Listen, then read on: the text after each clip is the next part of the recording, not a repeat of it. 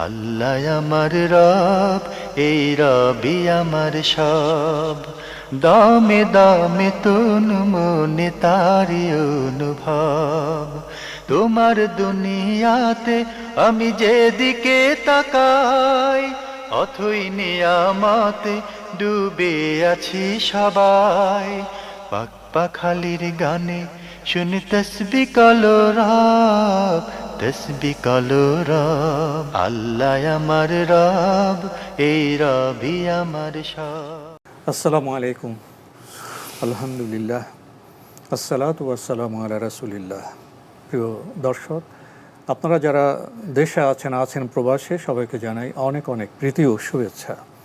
শুরু হলে আন্টিভি আয়োজিত এবং ভীষণ নিবেদিত অনুষ্ঠান আপনার জিজ্ঞাসা। আপনাদের সাথে আছি আমি জাইনুল আবেদিন আজাদ, আর আপনাদের মনে জায়গা প্রশ্নের জিজ্ঞাসার জবাব দিচ্ছেন বিশিষ্ট আলেম ডক্টর মোহাম্মদ সাইফুল্লাহ। আসসালামু আলাইকুম ওরহমতুল্লাহি ওবরাকাতুহ। প্রিয় দর্শক, চলুন তাহলে জিজ্ঞাসার জগতে। শুরুতে একটি ইমেল পাঠিয়েছেন নাজমুল হুদা খান, মনবতপুর সাঁথিয়া, পাবনা থেকে লিখেছেন, একজন আলেম বলেছেন, যদি কোনো ব্যক্তি জুমার সালাত ইমামের সাথে শেষ বৈঠক পায়, তাহলে ওই ব্যক্তি জুমার সালাত আদায় করতে পারবে। তার এই ফতোয়াটা কি শরিয়ত সম্মত? প্রথম কথা হচ্ছে, এই মাসআলার মধ্যে আলেমদের দুটি মত রয়েছে। হানাফি মাযহাবের জুমহুর ফকিহগণ, অধিকাংশ ফকিহগণ, এবং একটি রিওয়ায়াত ইমাম আহমদ বিন হাম্বল রাহমাতুল্লাহ থেকে এসেছে, যার মুদ্রা কথা হচ্ছে এই যে যদি জুমার সালাতে তিনি অংশগ্রহণ করেন, ইমামকে সালাতের মধ্যে পেলেই তিনি জুমা হিসেবে সেটা কন্টিনিউ করবেন, অর্থাৎ জুমার সালাত পূর্ণ করতে পারবেন।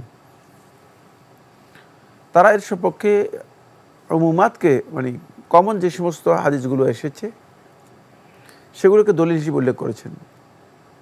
ওই হাদিসটি তাদের সপক্ষে তারা দলিল হিসেবে উল্লেখ করেছেন, যে হাদিসে রাসূলুল্লাহ সাল্লাল্লাহু আলাইহি ওয়াসাল্লাম বলেছেন যে, মা ফাতাকুম ফাসাল্লু ওমা আদরাকতুম ফাসাল্লু ওমা ফাতাকুম ফাকুদু। মানে তোমরা যতটুকু পেয়েছো সেটা সালাত আদায় করো, আর যেটা তোমাদের ছুটে গিয়েছে সেটা পূর্ণ করো। তো স্বাভাবিকভাবে এই লোক যখন সালাতের মধ্যে তার ছুটে গিয়েছে, তো ছুটে গেছে 2 রাকাত, সে তো জুমার সালাতে ঢুকেছে, ছুটে গেছে 2 রাকাত, তাহলে জুমার সালাত তিনি পেয়েছেন ধরতে হবে। মানে এই বক্তব্য অনুযায়ী তিনি জুমার সালাত পেয়েছেন, এটা ধরতে হবে যে জুমার সালাত পেয়েছেন, আর ছুটে গেছে 2 রাকাত, তো 2 রাকাত ছুটে গেলে তিনি জুমার সালাত পূর্ণ করবেন। তারা এই উমুমাত, মানে এই যে কমন যেই বক্তব্য আছে হাদিসের, এই বক্তব্যকে দলিল হিসেবে পেশ করেছেন। পেশ করে তারা বলেছেন যে হ্যাঁ, তিনি কন্টিনিউ করতে পারবেন এবং তিনি জুমার সালাত মানে আদায় করতে পারবেন। দ্বিতীয় অভিমত হচ্ছে জুমহুর উলামায়ে কেরামের। এই বক্তব্যটি দিয়েছেন মালিকি মাযহাবের সমস্ত উলামায়ে কেরাম, শাফি মাযহাবের সমস্ত উলামায়ে কেরাম, হাম্বলি মাযহাবের জুমহুর উলামায়ে কেরাম, এবং হাম্বলি মাযহাবের নির্ভরযোগ্য শেখুল ইসলাম ইবনে তাইমিয়া রাহমাতুল্লাহ আলাইহি তাহকিকের মধ্যে তিনি এটাকে ইখতিয়ার করেছেন। আর হানাফি মাযহাবেরও একজন ইমাম, প্রসিদ্ধ ইমাম, তিনি ইমাম মুহাম্মদ ইবনুল হাসান আশ-শাইবানী, যিনি ইমাম আবু হানিফা রাহমাতুল্লাহ আলাইহির সবচেয়ে নির্ভরযোগ্য ছাত্র, এবং হানাফি মাযহাবে যাকে ব্যারিস্টার বলা হয়ে থাকে, তিনি ইমাম মুহাম্মদ ইবনুল হাসান আশ-শাইবানী। কারণ তিনি মূলত আবু হানিফা রাহমাতুল্লাহ আলাইহির যত বক্তব্য আছে, যত উসুল আছে, সব কিছু তিনি সংকলন করেছেন। তিনিও এই মত পোষণ করেছেন, সেটা হচ্ছে এই, যদি কোনো ব্যক্তি সলাৎ না পায়, মানে যেই সলাতে সে অংশগ্রহণ করেছে সেই সলাৎটুকু যদি সে না পায়, তাহলে সেই ব্যক্তি ওই সলাৎ ফাউত হয়ে যাওয়ার কারণে, যেহেতু তার জুমা ফাউত হয়ে গিয়েছে, সে ওই ব্যক্তির মতো, যে ব্যক্তি জুমা মানে ধরতে পারে নাই, সে জোহরের সালাত আদায় করবে, সে 4 রাকাত জোহরের সালাত আদায় করবে। তাহলে প্রথম কথা হচ্ছে এখানে রাসূলুল্লাহ সাল্লাল্লাহু আলাইহি ওয়াসাল্লাম কি বলেছেন, হাদিসগুলো দেখেন। 1 নম্বর হাদিস, রাসূলুল্লাহ সাল্লাল্লাহু আলাইহি ওয়াসাল্লাম বলেছেন, মান আদরাকা রাকআতাম মিনাস সালাতি ফাকাদ আদরাকাস সালাহ। যে ব্যক্তি সালাতের অন্তপক্ষে 1 রাকাত পেল, রুকুটা পেল, তাহলে সেই সালাতটা পেয়েছে। এর অর্থ হচ্ছে এই, জুমার সালাতে যে ব্যক্তি তাশাহুদে গিয়ে, অথবা যে ব্যক্তি জুমার সালাতে গিয়ে সিজদায়ে সুহুর মধ্যে গিয়ে অংশগ্রহণ করেছে, সে জুমার সালাত পায় নাই, তার জুমার সালাত ফাউত হয়ে গিয়েছে। যদি জুমার সালাত ফাউত হয়ে যায় তাহলে সে ব্যক্তি কি আদায় করবে? জোহর। সে জুমা আদায় করবে না, যেহেতু জুমার সালাত পায় নাই। অন্তপক্ষে জুমার সালাত পেতে হলে তাকে রুকু পেতে হবে, রুকু পেতে হবে। এই সালাত পেতে হলে তাকে রুকু পেতে হবে। এই হাদিসের মানে অন্যান্য রাওয়াতের মধ্যে এসেছে মানে যে ব্যক্তি জুমার সালাতের মধ্যে একটি রাকাত পেল সে যেন আরেকটি রাকাত পূর্ণ করে দেয়, মানে সে তাহলে জুমা পেয়েছে। এই হাদিস থেকে বোঝা যাচ্ছে। আর যে ব্যক্তি জুমার সালাতের রাকাত পেল না, অন্য রাওয়াতের মধ্যে এসেছে এবং সেটাকে জুমহুর আহলে হাদিস বলেছেন, যে ব্যক্তি জুমার রাকাত পেল না, মানে অর্থাৎ রুকুটা পায় নাই, রুকুর পরে গিয়ে জুমার সালাতে অংশগ্রহণ করেছে, ফাল ইউসাল্লি আরবাআন, সে যেন 4 রাকাত পড়েনি। 4 রাকাত হচ্ছে জোহর, মানে সে যেন জোহরের সালাত পড়ে নাই। এবং এই মর্মে একাধিক সহিহ হাদিস সাব্যস্ত হয়েছে, যেখানে রাসূলুল্লাহ সাল্লাল্লাহু আলাইহি ওয়াসাল্লাম স্পষ্ট করে বলেছেন যে যেহেতু তার জুমার সালাত ফাউত হয়ে গিয়েছে, এখন সে যদি মানে ফাউত হয়ে যাওয়ার পরে জুমার সালাত যেহেতু পায় নাই, তাহলে সে জোহরের সালাত পরিপূর্ণ করবে। এক্ষেত্রে সে 4 রাকাত জোহরের সালাত পূর্ণ করবে। এটাই বিশুদ্ধ মত, এটাই বিশুদ্ধ মত। তাহলে যে ফতোয়া দেওয়া হয়েছে সেই ফতোয়াটি সুন্নাহ অনুযায়ী সঠিক নয়, এটাই বিশুদ্ধ বক্তব্য।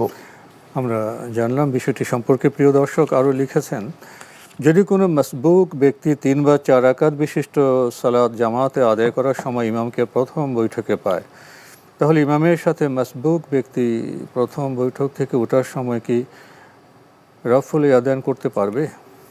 হ্যাঁ, প্রথম বৈঠক থেকে ওঠার সময় তিনি রফুল ইয়াদান করবেন, এটাই বিশুদ্ধ বক্তব্য। জি, আমরা জানলাম বিষয়টি সম্পর্কে। শেষে আপনি লিখেছেন, সালাতে রুকু সেজদার তাসবিহ সর্বনিম্ন বা সর্বোচ্চ কতবার পড়া যাবে এবং রুকু সেজদা তাসবিহ জোর সংখ্যায় পড়া যাবে কি? প্রথম কথা হচ্ছে বেজর হচ্ছে উত্তম। ইন্নাল্লাহা বিতরুন ইউহিব্বুল বিতর, আল্লাহ তাআলা বেজরকে পছন্দ করেন। আমাদের খেয়াল রাখতে হবে যে বেজরের ব্যাপারে আমাদেরকে ইসলামী শরীয়তের মূলনীতিতে আমাদেরকে কী করা হয়েছে, দিক নির্দেশনা দেওয়া রয়েছে। এবং রাসূলুল্লাহ সাল্লাল্লাহু আলাইহি ওয়াসাল্লাম সকল ক্ষেত্রে বেজরকে দুইটি জিনিসকে সকল ক্ষেত্রে রাসূলুল্লাহ সাল্লাল্লাহু আলাইহি ওয়াসাল্লাম অগ্রাধিকার দিতেন। একটা হচ্ছে আত-তায়াম্মুন, ডান দিক থেকে শুরু করা বা ডান দিকটাকে, আর একটা হচ্ছে কোনো কিছুর ক্ষেত্রে রাসূলুল্লাহ সাল্লাল্লাহু আলাইহি ওয়াসাল্লাম বেজরকে কী করতেন, অগ্রাধিকার দিতেন। সুতরাং এটা একেবারে সুন্নাহর বলা যেতে পারে উসুল, মূলনীতির মতো। খেজুর খাওয়ার ব্যাপারেও বেজর খেতেন, মানে আল্লাহ রাসূল বেজরটাকে পছন্দ করতেন বেশি। এর মধ্যে অবশ্যই অনেক হিকমত ওলামায়ে কেরাম বর্ণনা করেছেন, সেটা আমাদের আলোচ্য বিষয় নয়, এই জন্য আমি যাচ্ছি না। তবে মানে একটা বেজরের মধ্যে মানে হিকমত আছে। রাসূলুল্লাহ সাল্লাল্লাহু আলাইহি ওয়াসাল্লামের কাজের মধ্যে তিনি যেহেতু আল্লাহর পক্ষ থেকে নির্দেশিত এবং পরিচালিত, তার প্রত্যেকটি কাজই কিন্তু মানে হিকমত সম্পন্ন, এতেও আমাদের জানতে হবে। আর এরপরে যে বিষয়টি আপনি প্রশ্ন করেছেন সেটা হচ্ছে, যিনি এই রুকু সিজদা সেজদা সর্বনিম্ন সর্বোচ্চ সংখ্যা, রুকু সিজদার মধ্যে তাসবিহের ব্যাপারে সর্বনিম্ন সংখ্যা সহিহ হাদিস দ্বারা সাব্যস্ত হয়নি। ইবনে মাজাহ রিওয়ায়াতের মধ্যে 3 বারের কথা এসেছে।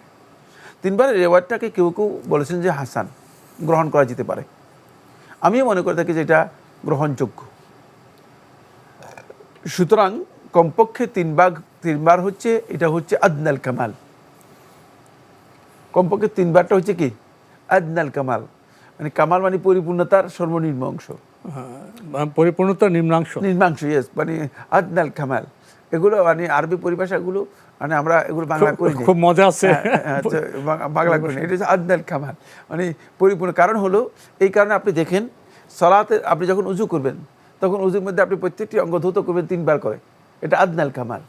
মানে কারণ হচ্ছে আপনি 3 বার করে মানে কামালের মানে পরিপূর্ণ অংশ ধৌত করবেন, এটাই বিধান দিয়ে দেওয়া হয়েছে। আসেন, এরপরে যদি কেউ অতিরিক্ত করেন তাহলে তিনি যত খুশি পড়তে পারবেন, বেশি পড়তে পারবেন, কিন্তু খেয়াল রাখতে হবে তাকে, যদি ইমাম হয়ে থাকেন তাকে, যে তার পেছনে মুক্তাদি আছে। এখন তিনি যদি আধা ঘন্টা পর্যন্ত তাসবিহ পড়েন আর মুক্তাদিদের জন্য কষ্টকর হয়ে যায়, তো পরিবেশ দেখতে হবে, পরিবেশ বুঝতে হবে। জি, মানে সেক্ষেত্রে ইমাম অবশ্যই খেয়াল রাখতে হবে যাতে করে কাইলা ইয়াসুক আলা মান ইয়াক্তাদি বিহ, যাতে করে যারা তার সাথে ইক্তেদা করেছে তাদের উপর জিনিসটি কঠিন না হয়ে যায়। অসুস্থ আছে, জিনিসটি কঠিন না হয়ে যায়। অসুস্থ ব্যক্তি থাকতে পারে, মানে তারপরে দুর্বল ব্যক্তি থাকতে পারে, বৃদ্ধ থাকতে পারে, আবার শিশুরাও থাকতে পারে, কারণ মহিলাদের সাথে শিশুরা আসবে, শিশু থাকতে পারে, কান্নাকাটি করতে পারে, কারো ট্রেন ধরতে হবে। সুতরাং এই জন্য সেক্ষেত্রে তিনি সেই বিবেচনা করে তিনি পড়বেন। এক্ষেত্রে তিনি এটাকে অধিক পরিমাণে পড়তে পারেন, সেটা অধিক সংখ্যা, লা হাদ্দালি আকসারিহি, মানে আধিক্যের সংখ্যা নির্দিষ্ট নয়। অজুর ক্ষেত্রে কি 3 বারের বেশি অঙ্গ ধোয়া যাবে? না, অজুর ক্ষেত্রে 3 বার বেশি ধোয়া যাবে না। বেশি করা যাবে না।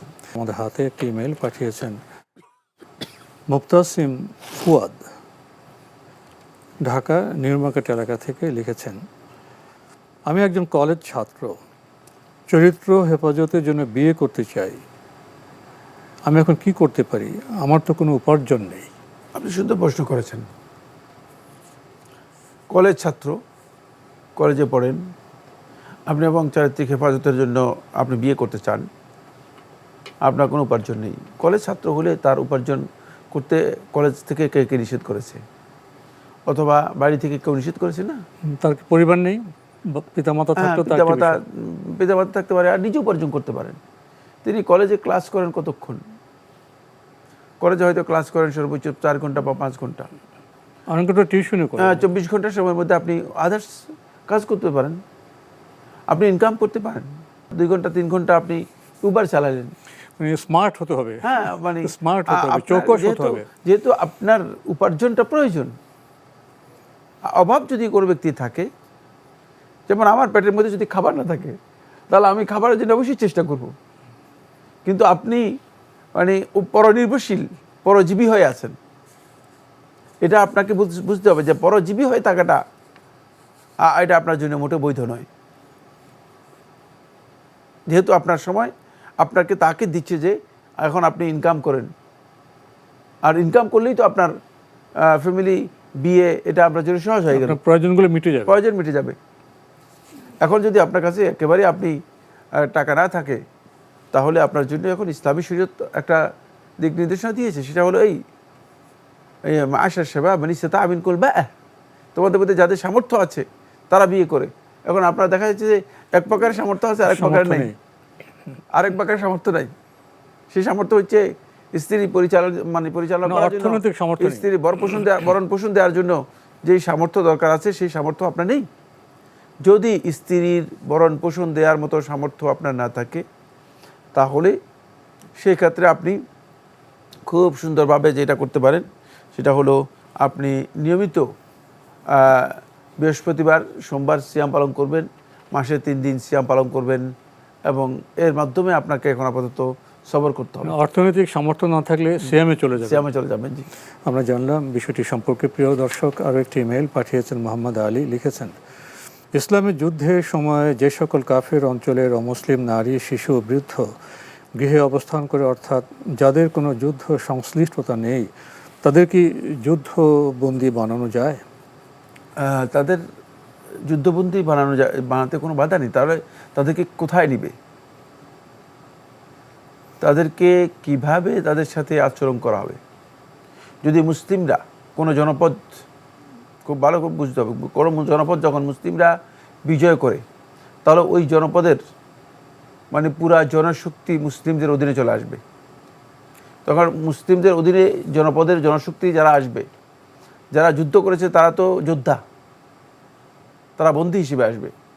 আর যারা যুদ্ধ করে নাই তারা বন্দী হিসেবে আসবে, কিন্তু তারা যোদ্ধা হিসেবে আসবে না।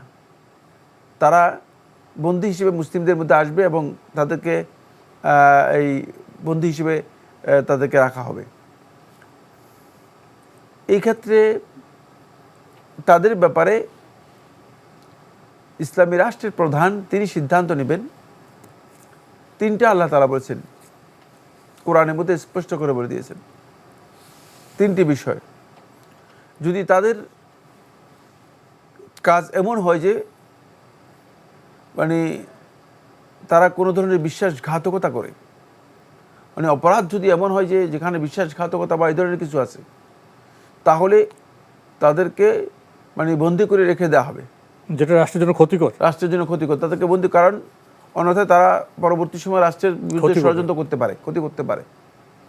আর যদি সেটা এমন বিশ্বাসঘাতকতার বিষয় না হয়ে থাকে, সাধারণ বিষয় হয়ে থাকে, তাহলে ইম্মা মান্নান বাদু, হয়তো তাদেরকে বলে তোমাদেরকে মাফ করে দিলাম, মুক্ত করে দিলাম, আও ফিদান, অথবা তাদের কাছ থেকে বিনিময় নিয়ে তাদেরকে ছেড়ে দেওয়া হবে, কিন্তু ওই জনপদ মুসলিমদের অধীনস্থ হয়ে যাওয়ার কারণে ওই জনপদ মুসলিমরা কর্তৃত্ব করবে। ফলে ওই জনপদে যদি তারা বলে যে আর আমাদেরকে মুক্তি করে দিয়ে কোথায় পাঠাবেন, বঙ্গোপসাগরে পাঠিয়ে দিবেন, আমরা এখন থাকবো না আমরা এই জায়গায় থাকবো, যদি তারা বলে যে আমরা এই জায়গায় থাকবো, তাহলে হ্যাঁ থাকেন, ইসলাম সেটাও তাদেরকে অনুমোদন দেবে, হ্যাঁ তোমরা থাকো, কিন্তু বাট থাকতে হলে আমাদেরকে অবশ্যই একটা কর দিতে হবে, জিজিয়া দিতে হবে, একটা কর দিয়ে তোমাদেরকে থাকতে হবে। কারণ হচ্ছে এই যেহেতু যেহেতু ভূখণ্ডের মানে অধিকারটা ভূখণ্ডের এটাকে বলা হয় থাকে কি আধিপত্যটা, হ্যাঁ মানে আধিপত্যটা ভূখণ্ডের কি হয়ে গেছে, এটা মুসলমানদের সাব্যস্ত হয়ে গেছে। সুতরাং সেক্ষেত্রে মুসলমানদেরকে কর দিয়ে তারা সেখানে থাকবে। যখন তারা কর দিয়ে থাকবে, এটা অনেক লাভ, তারা আনুগত্য করলো, আনুগত্য করলো, কর দিয়ে যদি যখন তারা থাকবে, কিন্তু তখন কিন্তু তাদের রাইটও সাব্যস্ত হয়ে যাবে। মানে কর দিয়ে থাকা আনুগত্যের সাথে রাইট অধিকার সাব্যস্ত, কর দিয়ে থাকাটা কিন্তু খুবই মানে সহজ বিষয় না। যখন তারা এটা রাজি হবে যে আমরা কর দিয়ে থাকবো, তখন ইসলাম তাদেরকে কর দিয়ে থাকার কারণে ইসলামের যেই সমস্ত রাইট সেগুলো সবটাই তাদের জন্য সাব্যস্ত হবে। রাইটের মৌলিক রাইট হচ্ছে তিনটি: তাদের জীবনের নিরাপত্তা, তাদের ইজ্জতের নিরাপত্তা, নাগরিক সুবিধা, তাদের সম্পদের নিরাপত্তা। মানে এই তিনটি নিরাপত্তা তাদের জন্য অপরিহার্য হয়ে যাবে। যেহেতু আল্লাহ রাব্বুল আলামিন যে মহান সুন্দর সত্তা, বিশাল সত্তা, তিনি যে দিন দিয়েছেন, সেই দিনের চেয়ে সুন্দর দিন আর কি হতে পারে। আমরা অনেকেই না জানার কারণে আন্দাজের উপর কথাবার্তা বলে মনে করে থাকি যে মানে যারা যুদ্ধে অংশগ্রহণ করে নাই, ঘরে ছিল, তাদেরকে মানে বন্দি করা যাবে কি না, এই সেই এগুলো এটা হচ্ছে মানে অনেকটা সংশয় তৈরি করার মতো বিষয়, সংশয় তৈরি করার কিছু নেই। জানলাম বিষয়টি সম্পর্কে। প্রিয় দর্শক আরও লিখেছেন, কোনো নারী বা শিশুকে জোরপূর্বক যুদ্ধ ময়দানে নিয়ে আসলে এবং তা প্রমাণিত হলে এবং তারা মুসলিম বাহিনী কর্তৃক ধৃত হলে তাদেরও কি যুদ্ধবন্দী বানানো হয়? একই কথাই যুদ্ধ মানে যুদ্ধবন্দী হিসেবে তাদেরকে ধরা মানে সবাই তো যুদ্ধবন্দী। যুদ্ধে যখন তারপরে ট্রিটমেন্ট করা হবে তাদের আচরণের উপরে। যুদ্ধবন্দী তো অবশ্যই, যুদ্ধবন্দী হলেই যে মানে যুদ্ধবন্দীদেরকে কি করবে, অত্যাচার করবে, এটা কি কাফেরদের মানে বক্তব্য দিচ্ছেন? আজকের সকল পৃথিবীতে আপনি দেখেন কিভাবে অন্যায়ভাবে মানুষকে হত্যা করে ফেলতেছে, অত্যাচার করে। আর নবী সাল্লাল্লাহু আলাইহি ওয়াসাল্লাম তো আমার নবী সাল্লাল্লাহু আলাইহি ওয়াসাল্লাম জীবদ্দশায় 28টি যুদ্ধ করেছেন, কতজন লোক নিহত হয়েছে হিসাব করেন। তাহলে আপনার কাছে ক্লিয়ার হয়ে যাবে যে আসলে ইসলাম যদি যারা বুঝে না, যারা ইসলাম সম্পর্কে জ্ঞান রাখে না, তারাই মূলত এই ধরনের প্রশ্ন করে, এই ধরনের কথা বলে। মানে আন্দাজের উপর বম্বিং করে মানুষ হত্যা করা হচ্ছে, এটা কি যুদ্ধ? এটাকে আপনি কি বলবেন, এটা কি যুদ্ধ? এটা মানুষ হত্যা। স্কুলে বম্বিং করে ছাত্রদেরকে হত্যা করা হচ্ছে, এটা কি যুদ্ধ? নারী শিশুদের হত্যা করা হচ্ছে, হ্যাঁ, এটাকে যুদ্ধ বলা হয় থাকে? কে বলেছে এটাকে যুদ্ধ? এটাকে যুদ্ধ কে বলেছে? এটা তো মোটেও যুদ্ধ নয়। এটা হচ্ছে নির্মমভাবে মানুষদেরকে হত্যা করা। কাকে হত্যা করতেছে জানেও না। সেখানে হয়তো এমন ব্যক্তি মারা যাচ্ছে যার যুদ্ধের সাথে কোনো সম্পর্ক নেই, একেবারে নিরপরাধ ব্যক্তি। তাহলে এই ধরনের যুদ্ধ তো ইসলাম অনুমোদন দেয় না, আসলে এগুলো হারাম। কিন্তু দুর্ভাগ্যের বিষয়, তারা মানুষদেরকে হত্যা করার জন্য বিভিন্ন ধরনের কৌশল তৈরি করেছে, কিন্তু মানুষদেরকে জীবন যাপনের জন্য, মানুষ সুন্দর সমাজে বসবাস করার জন্য যে পদ্ধতি আবিষ্কার করা দরকার, এই নিয়ে তাদের কোনো গবেষণাই নেই। আমরা শেষের দিকে যদি ছোট্ট করে বলতেন, প্রশ্নটা পেশ করি। যুদ্ধবন্দী হওয়ার পর কোনো কাফের যদি জিম্মি চুক্তিতে আসতে চায়, তবে কি তা গ্রহণ করা হবে, নাকি যুদ্ধবন্দী হিসেবে তাকে? ওটাও বলেছি, যুদ্ধবন্দী, উনি আসলে যুদ্ধবন্দী কাকে বলে এটাও জানে না যিনি প্রশ্ন করেছেন। যদি ইসলাম প্রয়োজন মনে করে অথবা মুসলিম রাষ্ট্র প্রয়োজন মনে করে তাদেরকে দাস হিসেবে গ্রহণ করতে, তাহলে তাদেরকে দাস হিসেবে গ্রহণ করবে। কিন্তু একটা নির্দিষ্ট বিষয় আসতে হবে, প্রেক্ষাপট, যুদ্ধ কোথায় হলো, বন্দী কেন হলো, কিভাবে হলো, সব মিলিয়ে তো আলোচনা। সেটা নির্ভর করবে মানে ইমাম এই ক্ষেত্রে কি ফয়সালা দিবেন, মানে যিনি রাষ্ট্রপ্রধান তিনি কি ফয়সালা দিবেন, পর্যবেক্ষণ, বিশ্লেষণ, সিদ্ধান্ত, পরিস্থিতির উপর, সেটার উপর নির্ভর করবে। আজকে এখানে শেষ করতে হচ্ছে। আপনাকে অনেক ধন্যবাদ। আপনাকে অনেক ধন্যবাদ। প্রিয় দর্শক, আমরা দেখছিলাম এনটিভি আয়োজিত এবং ভীষণ নিবেদিত অনুষ্ঠান আপনার জিজ্ঞাসা। আমাদের অনুষ্ঠান আপনারা এনটিভি অনলাইনেও দেখতে পারবেন। ভিজিট করুন www.ntvbd.com, এছাড়া ইউটিউবে এবং আমাদের ভেরিফাইড ফেসবুক পেজে অনুষ্ঠান দেখতে পারবেন। চিঠি লিখুন, প্রশ্ন পাঠান আমাদের ঠিকানায়। পরিচালক আপনার জিজ্ঞাসা, এনটিভি, বিএসসিসি ভবন, 7ম তলা, 102 কাজী নজরুল ইসলাম অ্যাভিনিউ, কারওয়ান বাজার, ঢাকা 1215। ইমেল অ্যাড্রেস আপনার জিজ্ঞাসা @ntbvd.com। মহান আল্লাহ আমাদের সবাইকে নিরাপদে রাখুন, রাখুন শান্তিতে। আসসালামু আলাইকুম। আল্লাহ আমার রব, এই রবি আমার সব, দামে দামে তন মনে তারি অনুভব। তোমার দুনিয়াতে আমি যেদিকে তাকাই, অথই নিয়ামতে ডুবে আছি সবাই। পাক পাখালির গানে শুনি তসবি কলরব, তসবি কলরব। আল্লাহ আমার রব, এই রবি আমার